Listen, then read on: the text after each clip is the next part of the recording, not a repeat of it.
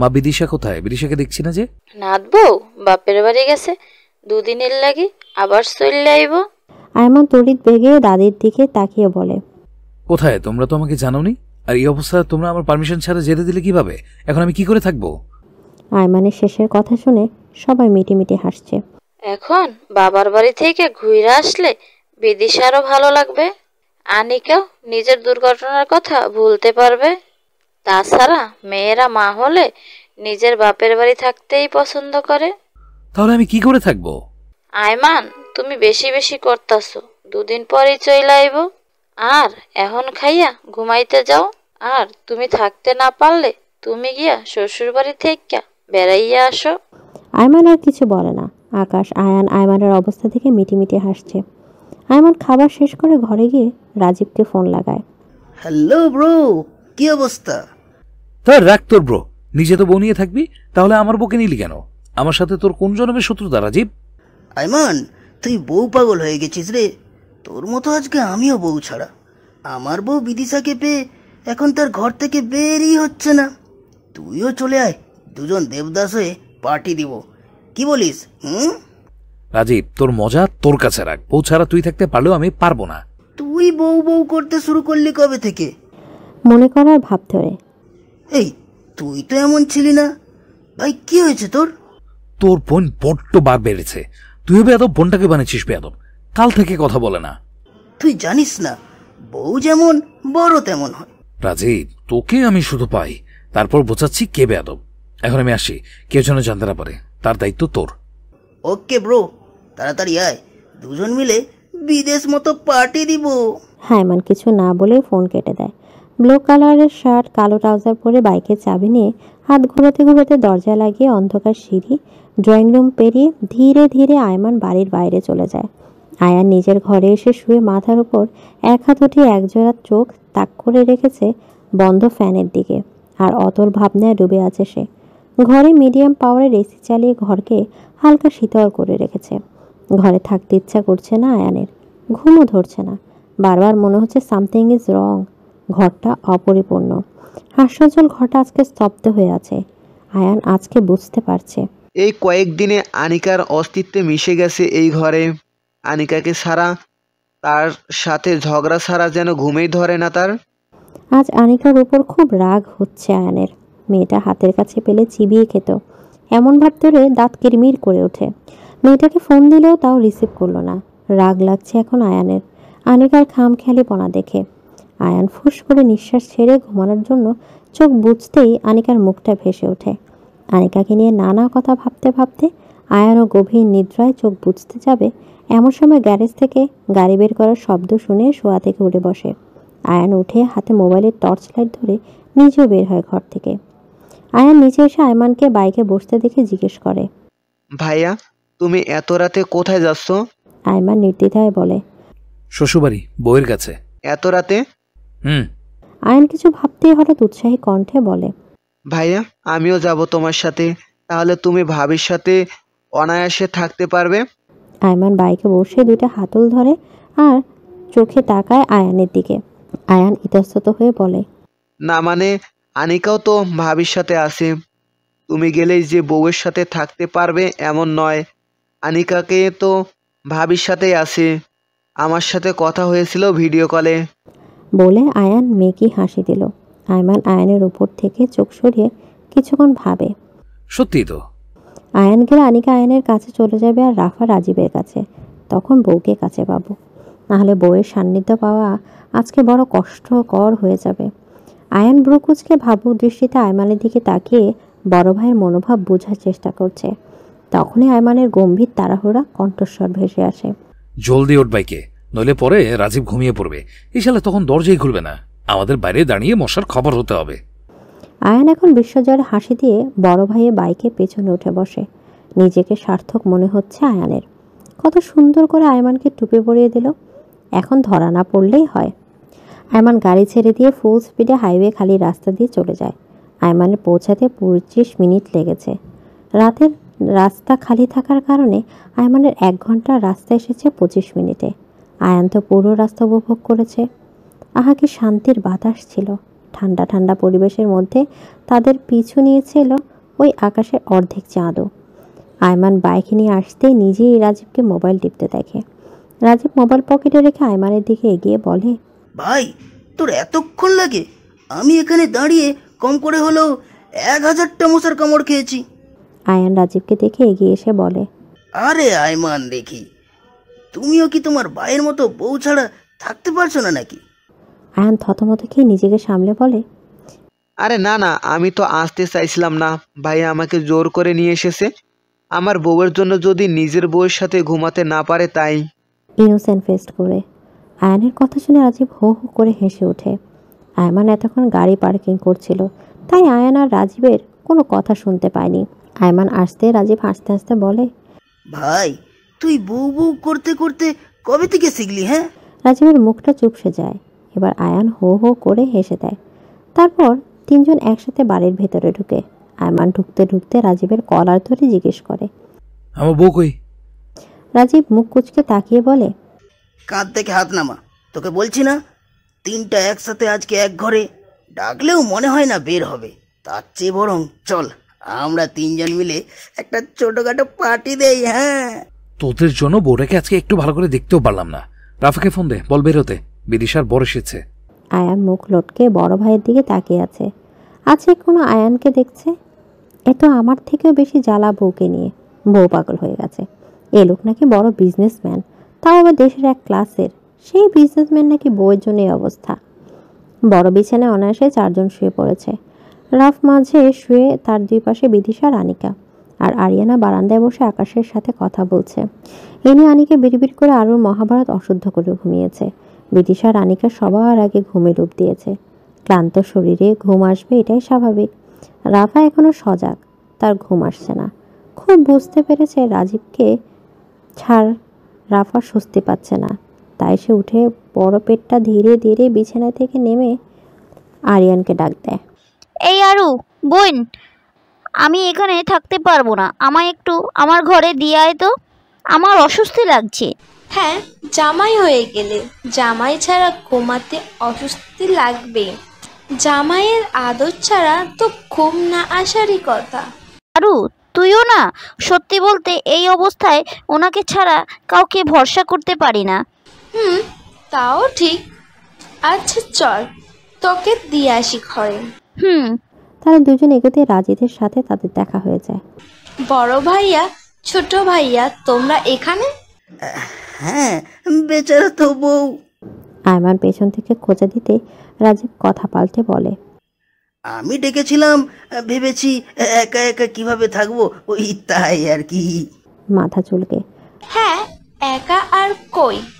আপনার বেগম নাকি আপনাকে ছাড়া কাউকে ভরসা করতে পারে না, তাই আপনার ঘরে দিতে যাচ্ছিলাম। রাফা ঢিলে ঢালা সবুজ রঙের একটা গোল লম্বা ফ্রক মেস্কি টাইপের জামা পরেছে। মাথায় কালো ওড়না দিয়ে, ঘোমটা দিয়ে ওড়না দিয়ে বরফের ঢাকা, যার ফলে তার পেট বোঝা যাচ্ছে না। রাফার ক্লান্ত ভরা চেহারা তাকিয়ে রাজীবের মনে একরাশ প্রশান্তির হাওয়া বয়ে যায়। রাজীব রাফাকে 2 হাতে আগলে নিয়ে বলে, আচ্ছা তাহলে রাফাকে নিয়ে যায়, আর আমার পাশে 2টা রুম খালি আছে, তোমরা গিয়ে ঘুমিয়ে পড়ো। হ্যাঁ। আয়ন এতক্ষণ নীরব থাকলেও রাফাকে দেখে এগিয়ে এসে বলে, ভাবি কেমন আছেন? আলহামদুলিল্লাহ ভাইয়া। ভাবি আপনি আগে থেকে অনেক সুন্দর হয়ে গেছেন। রাফা এবার একটু লজ্জা পেল। রাজীব আয়নকে চোখ রাঙিয়ে বলে, তোর ভাবি হয়, তোর বউ আছে, হারামজাদা, যা ভাগ। রাফা আয়মানকে দেখে বলে, ভাইয়া ভালো আছেন? হ্যাঁ, বাট তুমি এইভাবে রাত জাগছো কেন? রাজীব, যা ওকে নিয়ে ঘর যা, ঘুমের প্রয়োজন। বাবা তুমি তো কিছুই বোঝনি, এবার তুইও বাবা হবি। কয়েকদিন পর থেকে বুঝবি শান্তির ঘুম কাকে বলে। আবদারে শেষ হয় না। গেলাম আমি। রাজীবের কথায় আরু আর আয়ান হেসে ফেলে। আয়মান চোখ ছোট ছোট করে তাকায়। ব্যাপারটা আয়মান এখনও ধরতে পারেনি বলে। আয়মান দরজা লাগিয়ে বিছানায় ঘুমন্ত এক শুভ্র রঙের চাদরে মোড়ানো নিজের অর্ধাঙ্গিনীকে দেখে আয়মানের মনে এতক্ষণ বউকে না দেখার ঝড় নিমিষে ঠান্ডা হয়ে যায়। মনে হচ্ছে এইমাত্র জ্বলন্ত দাবানলে কেউ বরফের পানি ঢেলেছে। আয়মান এগিয়ে যায়, নিজের পরনের শার্ট খুলে ডিভানের উপরে রেখে বিছানায় এগিয়ে যায়। বিদিশার পাশে শুয়ে বাম কাত হয়ে বিদিশার মুখখানায় তাকে নিজের তৃষ্ণা মেটাচ্ছে। বিদিশার কপালে ঠোঁটে আলতো করে চুমু খেলো। তারপর বিদিশার গায়ের চাদর সরিয়ে জামা উঠায়। উন্মুক্ত পেটে তাকিয়ে আয়মান মাথাটা এগিয়ে তার ঠোঁট জোড়া চুম্বন এঁকে দেয়। বিদিশা হালকা কেঁপে ওঠে। আয়মান বুঝতে পেরে তা আবার ঢেকে দেয়। আবার আয়মান সোজা হয়ে সে বিদিশার সাথে বাম হাতের উপর রেখে দুই পা দিয়ে বিদিশার দুই পা আগলে নেয়। বিদিশা উষ্ণতা পেয়ে আয়মানকে আরও গভীরভাবে জড়িয়ে ধরে। আয়মান বিড়বিড় করে বলে, এই ছোট্ট মেয়েটা এখন মা হবে ভাবা যায়? তাও তাজওয়ার রহমান চৌধুরীর। কিভাবে মেয়ে তুমি আমার সাথে জড়িয়ে গেলে? আমার অস্তিত্ব গড়ে তুলবে নিজের মধ্যে। আমার এই জীবনকে সার্থক করলো একটা রমণী। কি হয়ে গেল আমার জীবন? আয়ান বিছানায় শুয়ে আছে, কিন্তু তার মন ভালো নেই।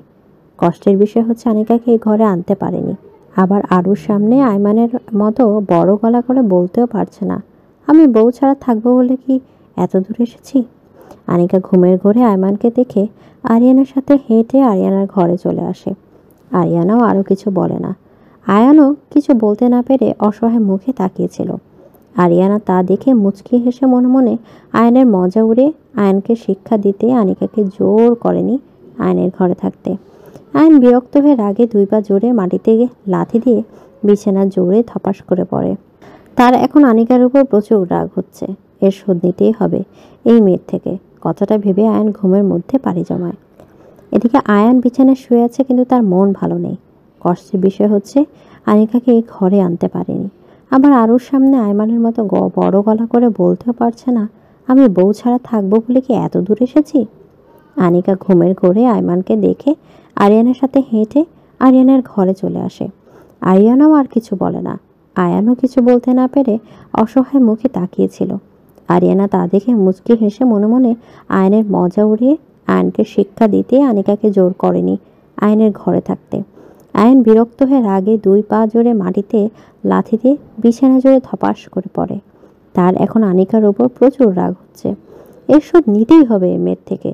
কথাটা ভেবে আয়ন ঘুমের মধ্যে পাড়ি জমায়। সকালে পাখির কিচিরমিচির কড়া রোধে সোনালি আভা ঘরের জানালা ডিঙিয়ে বিদিশার মুখের উপর পড়তে ভ্রু কুঁচকে নেয়। অনেকক্ষণ চোখ বুজে রেখে ধীরে ধীরে চোখ মেলে তাকায় বিদিশা।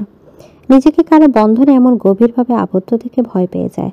নিজের পেটের দিকে তাকাতেই বিদিশার আর বুঝতে বাকি থাকে না এই বলিষ্ঠ শক্তপোক্ত হাত জোড়াকার।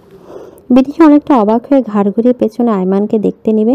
এমন সময় আয়মান নিজের মুখ গুজে দেয় বিদিশার কাঁধে, যার ফলে বিদিশা আয়মানকে দেখতে পায় না। বিদিশা হালকা কেঁপে ওঠে। আয়মান বুঝতে পেরে মুচকি হেসে বলে, তুমি অলরেডি মা হতে চলেছো বিদিশা। এখনো কাপাকাপি করলে আমার সম্মান তো সব শেষ হয়ে যাবে। এত বড় বিজনেসম্যান হয়ে শেষে কিনা বইয়ের কাপাকাপি বন্ধ করতে পারলাম না। ঘুম জড়ানো কণ্ঠে বিদিশা বা লজ্জা আয়মান থেকে ছাড় পাওয়ার চেষ্টা করতে করতে বলে, আপনি কখন আসলেন? আপনার না কাজ ছিল? এত ব্যস্ততায় আপনার বাসায় আসার সময় হয় নাকি? অভিমানের স্বরে। আয়মান বিদিশার অভিমান বুঝতে পেরে কিছু বলল না। বিদিশা আয়মানকে ছাড়িয়ে ওয়াশরুমে চলে যায় ফ্রেশ হতে। আয়মান এতক্ষণ ঘুমের ঘরে তাকালেও এখন তার চোখের ঘুমের লেশ মাত্র নেই। আয়মান বুঝেছে বউ তার উপর অনেক বেশি অভিমান করেছে। আয়মান আজকে অফিসে যাবে না, তাই আকাশকে ফোন করে বলে দেয় অফিস সামলানোর জন্য। আরও দেরি করে রাতে ঘুমানোর জন্য এখনও নাক ডেকে ঘুমাচ্ছে। আনিকা ঘুম থেকে উঠে দুই হাত উপরে তুলে ঝেড়ে নেয়। তারপর বিছানা থেকে উঠে ওয়াশরুমে যায়। আনিকা ফ্রেশ হয়ে নিচে নেমে দেখে এখনও বড়রা ওঠেনি। হয়তোবা উঠেছে, কিন্তু কেউ এখনো নিচে নামেনি। তাই আনিকা নিজের মতন বাড়িটা ঘুরতে ঘুরতে ছাদে যায়। ছাদে কত সুন্দর সুন্দর ফুলের গাছ লাগানো, তাতে ফুলও ফুটে আছে। আনিকা এত ফুলের বাহার দেখে খুশিতে সবগুলো ফুল ছুঁয়ে দিচ্ছে। আনিকার ভালোই লাগছে এমন ঠান্ডা মনোরম পরিবেশ।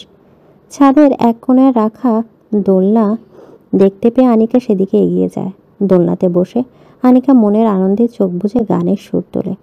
তুমি চাঁদের জোছনা নাও, তুমি ফুলের উপমা নাও, তুমি চাঁদের জোছনা নাও, ফুলের উপমা নাও, নও কোনো পাহাড়ি ঝরনা, আয়না তুমি হৃদয়ের আয়না, তুমি সাগর নীলিমা নাও, তুমি মেঘের ভরসা নাও, তুমি সাগর নীলিমা নাও, মেঘের ভরসা নাও, তুমি শুধু আমারই গয়না, আয়না আমি হৃদয়ের আয়না। কবির লেখা যত কবিতা, শিল্পীর আঁকা যত ছবি, তোমার কাছে হার মেনে যায় যেন সবই। সাজের বেলা রাঙানো তুলি, বর্ষাকালের ভরা নদী, তোমার রূপের কাছে হার মেনে যায় যেন সবই। তুমি সাগর নীলিমা নাও, তুমি মেঘের ভরসা নাও, তুমি সাগর নীলিমা নাও, মেঘের ভরসা নাও, তুমি শুধু আমারই গয়না। আয়না আমি হৃদয়ের আয়না। বাবুই পাখির সাজানো বাসা, ময়না পাখির কথাগুলো তোমার গুণের কাছে সব কিছু হার মেনে গেল। ভালোবাসার রূপালি তারা, সূর্যের মাঝে যত আলো, তোমার প্রেমের কাছে সব কিছু হার মেনে গেল। তুমি চাঁদের জ্যোৎস্না নাও, তুমি ফুলের উপমা নাও, তুমি চাঁদের জ্যোৎস্না নাও, ফুলের উপমা নাও, নও কোনো পাহাড়ি ঝরনা। আয়না তুমি হৃদয়ের আয়না। তুমি সাগর নীলিমা নাও, তুমি মেঘের ভরসা নাও, তুমি সাগর নীলিমা নাও, মেঘের ভরসা নাও, তুমি শুধু আমারই গয়না। আয়না আমি হৃদয়ের আয়না, তুমি হৃদয়ের আয়না, আমি হৃদয়ের আয়না। আনিকার গানটি শেষ হতে চোখ মেলে তাকায়। এতক্ষণ ফিরফিরে বৃষ্টিতে বসে থাকার জন্য আনিকা পুরো ভিজে গেছে। ভিজে কাপড় দেখে আনিকার রাগ হয়। এত সকালে ভিজে এখন গোসল করতে হবে? তারপরও ভালো লাগছে, আজকে সকালটা অনেক ভালো গেছে। আনিকা ছাদ থেকে সিঁড়ি দিয়ে নেমে দৌড় দেয়। দৌড়ে রুমে ঢুকে নিজের লাগেজ বের করে। লাগেজে কাপড় নিয়ে ওয়াশরুমে চলে যায় গোসল করতে।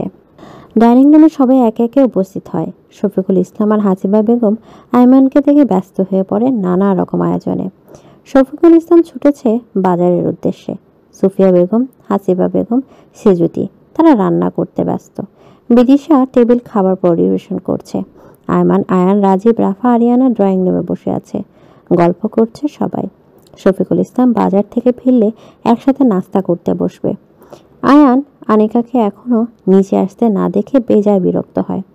আয়ান বসা থেকে উঠে আরুকে বলে, আরু তোর ফোনের চার্জারটা দে তো। ভাইয়া চার্জার তোর ঘরে, তুমি ওয়েট করো, আমি এনে দিচ্ছি। থাক, লাগবে না, আমি এখন উপরে যাব, নিয়ে নেব তোর ঘর থেকে। আরু আয়নের মতলব সহজেই বুঝে যায়, তাই বলে ওঠে, আহা ভাইয়া, তুমি কষ্ট করতে যাবে কেন? আমার মতো বোন থাকতে তুমি কেন কষ্ট করবে? বলে মেকি হাসি দিয়ে আয়নের দিকে তাকায়। হ্যাঁ চল তাহলে আমার সাথে, তুই বদনাটা এগিয়ে দিবি। আয়নের কথা শুনে সবাই হাসতে হাসতে অবস্থা খারাপ। আয়ন নিজের ফোনে তো একবার দূরে দাঁড়িয়ে থাকা বিদিশাকে দেখছে, এদিকে তার কোনো খেয়ালই নেই। আরুর এবার অপমান গায়ে লাগে, তাই রাগে ফুঁসতে ফুঁসতে আয়নকে বলে, তুই বদের হাড্ডি শয়তান, তোকে যদি আর ভাইয়া ডাকছিস দেখছি। আয়ন কাঁদো কাঁদো মুখ করে রাজীবের দিকে তাকিয়ে বলে, দেখলে ভাইয়া, বউও তুই তুকারি করে, বইনও তুই তুকারি করে, এই দুইটার জন্য আমার সম্মানের রফা দফা হয়ে যায় সব সময়। আয়নের এমন বাচ্চামোভাবে কথা বলা দেখে সবাই হেসে ওঠে। আয়ানও আর দেরি না করে উপরে চলে যায়। আয়ান আনিকার ঘরে ঢুকে দেখে আনিকা ঘরে নেই। ওয়াশরুম থেকে পানি পড়ার আওয়াজে বুঝতে পারে আনিকা এখনও ওয়াশরুমে। তখনই আয়ানের ফোন আসায় আয়ান ফোন রিসিভ করে বারান্দায় চলে যায় কথা বলতে। আনিকা গোসল শেষ করে ওয়াশরুম থেকে মাথা বের করে আরিয়ানা ঘরে আছে কিনা দেখে নেয়। আরিয়ানা দেখতে না পেয়ে হতাশ হয়। মিনি দর্শক হবে চেষ্টা করছে কিন্তু টপসের চেইন লাগাতে পারছে না। তার রাগে ওয়াশরুম থেকে বের হয়ে চুল মুছতে মুছতে আয়নার সামনে দাঁড়ায়। আনিকা নিজেকে আয়নায় দেখে বলে, কেন যে আজকে এই টপসটা পরতে গেছিলাম, এখন নিজেকে বেশি ছোট মনে হচ্ছে। ভাগ্যিস টপসের সাথে প্লাজো পরেছিলাম, নয়তো সবাই আমাকে বাচ্চাই বানিয়ে দিত। বিড়বিড় করতে করতে চুল মুছছে। আয়ন কথা বলা শেষ করে আনিকার প্রতিবিম্ব দেখে কয়েক মুহূর্ত পলক স্থির হয়ে যায় আনিকার উপর। আনিকা চুল মুছতে মুছতে হঠাৎ আয়নায় আয়নের প্রতিবিম্ব দেখে চিৎকার করে ওঠে, ভূত বাচ্চা। আনিকা কিছু বলতে যাবে আয়ান বাস্তবে ফিরে দৌড়ে এসে আনিকার মুখ চেপে ধরে বলে, এই তোর কি আমাকে ভূত মনে হচ্ছে?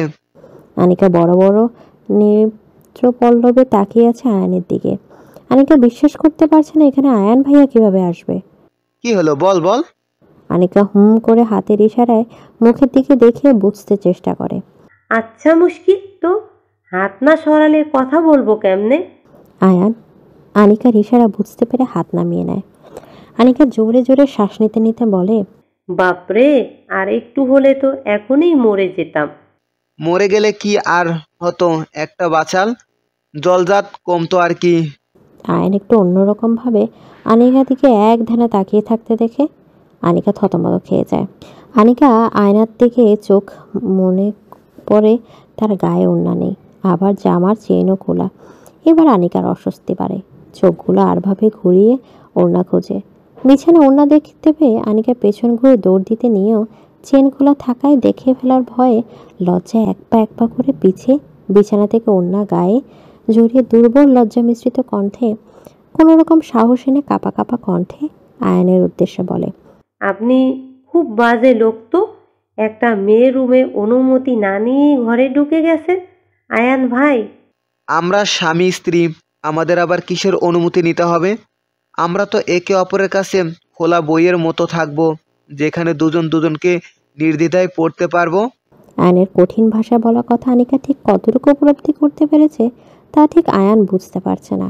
আনিকা মিনমিন করে বলে, আয়ান ভাই আপনি নিচে যান, আমি আসছি। আয়ান অবাক হয়। এই তুই কি এভাবেই যাবি? কোন ভাবে? এদিকে ঘুর, আমি চেন লাগিয়ে দিচ্ছি। না না, লাগবে না, আমি পারবো, আপনি চলে যান। তোকে বলেছি পাকনামি করতে, এতক্ষণ কি করছিলে? ভালোই তো দেখলাম। বলেই জোর করে আনিকার হাত টেনে উল্টো ঘোরায়। আনিকা লজ্জায় চোখ মুখ খিঁচে বন্ধ করে নেয়। আনিকার পিঠ ওড়না দিয়ে ঢাকা ছিল। আয়ান ওড়না সরাতেই আনিকার উন্মুক্ত ফর্সা পিঠ আর ভেতরে পড়া মেলি কাপড় ভেসে ওঠে। স্বাভাবিকভাবেই বউয়ের এমন রূপ দেখে আয়ানের মনে হাঁসফাঁস লাগতে শুরু করে। আয়ান তা দেখে নিজেকে সামলাতে অন্যদিকে মাথা ঘুরিয়ে চোখ বন্ধ করে জোরে শ্বাস নেয়। মাথা বাম দিকে ঘোরানো থাকলেও আয়ানের চোখ জোড়া আড়াআড়িভাবে আনিকার উন্মুক্ত পিঠে নিবদ্ধ ছিল। আয়ান তার চোখগুলো আনিকার পিঠে স্থির রেখে কোমর থেকে চেন টেনে বন্ধ করে দেয়। আনিকা মাথা নিচু করে রাখলেও চোখ তুলে আয়নের সকল কর্মকাণ্ড দেখছে। আনিকার ইচ্ছে করছে এখনই মাটির নিচে ঢুকে যেতে। আয়ান নিজের কাজ শেষ করে ছোট করে আনিকা বলে, নিচে আয়, সবাই ওয়েট করছে ব্রেকফাস্টের জন্য। বলেই বেরিয়ে যায়। আনিকার গাল এতক্ষণে টমেটোর মতো লাল হয়ে গেছে। এখন তার কান্না করতে ইচ্ছা করছে, যার ফলে নাকের আগাল লাল চেরির মতো হয়ে গেছে। আমাকেই কেন আজকে এই পরিস্থিতি পড়তে হলো? আজকে সব মান সম্মান শেষ হয়ে গেছে। কান্নার অভিনয় করে ড্রয়িং রুমে সবাই ব্রেকফাস্ট করতে বসেছে। শফিকুল ইসলাম ফিরেছে আয়ান যাওয়ার পর। সেজুতি মা, যা তো আয়ান অনিকাকে ডেকে নিয়ে আয়, সবাই একসাথে বসি। অনেকদিন পর বাড়িটা আবার জমজমাট লাগছে। বলে সে যদি সিঁড়ির কাছে যেতে আয়ানকে নিচে নামতে দেখে বলে, আরে আয়ান, এসো বাবা, একসাথে বসো। আসসালামু আলাইকুম আঙ্কেল, ভালো আছেন? আল্লাহ ভালোই রাখছে। তা অনিকা মামনি কোথায়? আসছে আঙ্কেল। ভাইয়া তুই না। তারপর সবার দিকে তাকিয়ে কথা ঘুরিয়ে বলে, মানে তোর ঘরে গেছিলি? আয়ান থতমত খেয়ে এগিয়ে গিয়ে আরিয়ানার মাথায় পেছন থেকে টুকা দিয়ে পাশের চেয়ারে বসতে বসতে বলে, তোর মুখে লাগাম টান আরুর বাচ্চা, তোকে পরে বোঝাবো। ওই ভাইকে সাহায্য করবি বউকে পটাতে, আর তুই আরো গ্যাঞ্জাম লাগাস, শালার বেডি মানুষ। দুই ভ্রু নাচিয়ে আয়ানের দিকে তাকাতেই আয়ান চোখ ঘুরে ভেঙচি কাটে।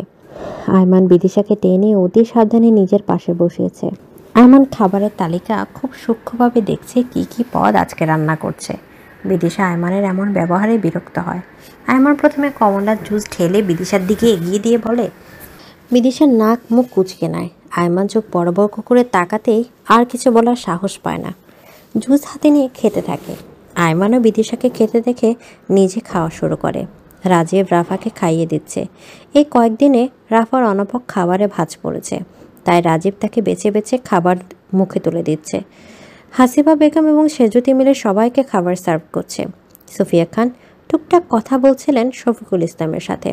নিজেদের দুই ছেলে মেয়েদের এত সুখে হাসি খুশি দেখে মুচকি হাসি দেন। হঠাৎ আয়ানের পাশে চেয়ার খোলার শব্দে আয়ান চোখ তুলে দেখে আনিকা বসছে তার পাশে। আয়ান আনিকাকে দেখে চোখ ঘুরে টেবিলের সবগুলো চেয়ার দেখে নেয়। তারপর মনে মনে হেসে বলে, আচ্ছা, জায়গা নেই দেখে আমার পাশে বসছে। আমি তো ভেবেছিলাম আজকে বোধহয় আর আমার সামনেই আসতে পারবে না। আনিকা বসে দেখে নানা পদের খাবার রান্না করেছে। আনিকার তো মিষ্টি পিঠাতেই চোখ আটকে যায়, মন নেচে ওঠে আনন্দে। তার পছন্দের খাবার দেখতে পেয়ে বলে, ওয়াও, পাকান পিঠা আমার অনেক পছন্দের। আনিকা প্লেট ভরে মিষ্টি পিঠা নেয়। এই তুই কি দিন দিন রাক্ষস হয়ে যাচ্ছিস? মেহমান বাড়িতে এসেছেও কেউ এমন করে?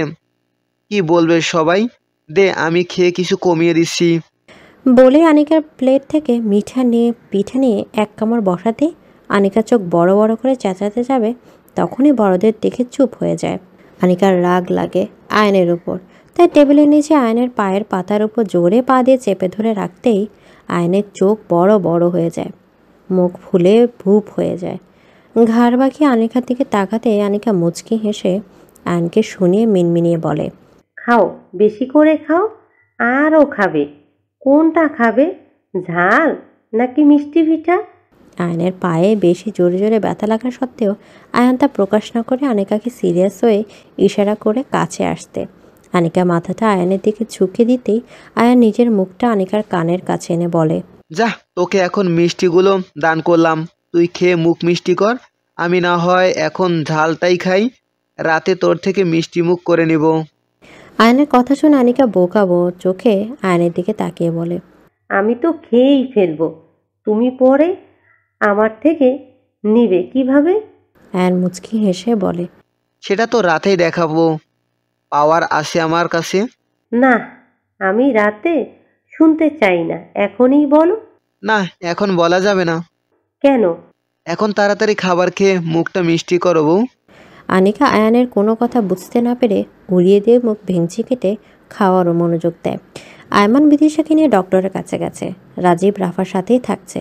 এই শেষ সময়টা কখন কি হয়ে যায় তা তো বলা যায় না। একটা পুরুষ মানুষ দরকার এই পরিস্থিতিতে, আর সে যদি হয় নিজের আপন পুরুষটি, তাহলে ভরসা আর বিশ্বাস সাহস এমনিতেই বেড়ে যায়। রাফা নিজের কক্ষে শুয়ে আছে। রাজীব তার চুল আছড়ে দিয়েছে, এখন হাত পায়ে তেল মাখিয়ে দিচ্ছে। রাজীবের তেল মাখানো শেষ হলে রাখা পাশে এসে বসে। পেটে কান পেতে নিজের সন্তানের চলাচল উপলব্ধি করতে পেরেই উৎফুল্ল হয়ে ওঠে। এই দেখো রাফা, আমার সন্তান আমার কোলে আসার জন্য কেমন ছটফট করছে। দ্রুত চলে আয় মেরি বাচ্চা, তাহলে তুই আর আমি মিলে সারাদিন খেলবো। রাফা হালকা কেকিয়ে ওঠে। আহ! রাজীব রাফার পেটে চুমু দিয়ে হঠাৎ রাফার শব্দ শুনে বলে, কি হয়েছে, ব্যথা পেয়েছো? রাফা এতক্ষণ হালকা ব্যথা সহ্য করেছিল, ছোটোখাটো ব্যথা ভেবে, কিন্তু যখন দেখলো ব্যথা ধীরে ধীরে বাড়ছে, অন্যান্য দিনের মতো স্বাভাবিক নয়, রাফা একটু স্বাভাবিক হয়। শুনুন না। হ্যাঁ বলো। আমার না এখন পেট হালকা হালকা ব্যথা করছে, আমার মনে হয় বাচ্চার তাড়া আছে বাবার কোলে আসার। কষ্ট করে হাসি টেনে কথাটা বলে জিভা দিয়ে ঠোঁট ভিজায়। সে কি, চলো ডাক্তারের কাছে নিয়ে যায়, রিস্ক নেওয়া ঠিক হবে না। এমনিতেও ডেলিভারি আর বেশি দিন বাকি নেই, এই সপ্তাহখানেক। উত্তেজিত হয়ে রাজীব রাফাকে শোয়া থেকে ধীরে ধীরে উঠিয়ে বসায়। রাফাকে এখনই নিয়ে যাবে হাসপাতালে। রাফার হঠাৎ করে ব্যথাটা বাড়তে থাকে। রাফা চোখ মুখ খিচে এবার গলা দিয়ে গঙ্গানের শব্দ আসতে থাকে। রাফা রাজীবের ঘাড় আঁকড়ে ধরে আছে। রাজীব রাফাকে কোলে তুলে উত্তেজিত হয়ে বলতে থাকে,